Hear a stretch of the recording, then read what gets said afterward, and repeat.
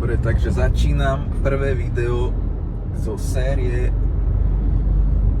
Ulož všetky zážitky z mladosti na YouTube, aby si sa na ne mohol pozrieť v budúcnosti.